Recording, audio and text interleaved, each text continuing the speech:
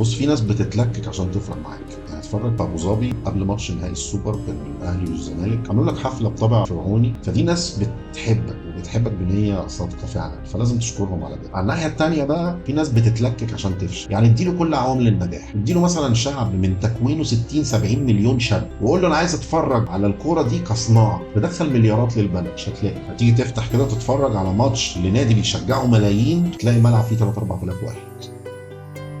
لا، ما هو حضرتك اصلا موجود عشان تخطط ازاي تخلي الناس تروح الملعب وتبقى تجربه كامله، علي القيمه التسويقيه اصلا بتاعه المنتج اللي انت بتقدمه، وحتى مستوى اللعيبه فنيا يعلى لما ايه نروح نتستر مثلا في كاس العالم ويبقى شكلنا كويس مثلا. يعني لا، ما تلاقيش والله. هتلاقيهم بس ساعه الله تديهم كوره وقول لواحد منهم يروح يجيب جول، يقوم سايب الكوره ويقف يعدل نفسه كده، يقول لك بس عشان معلش في تصوير بس ولا حاجه.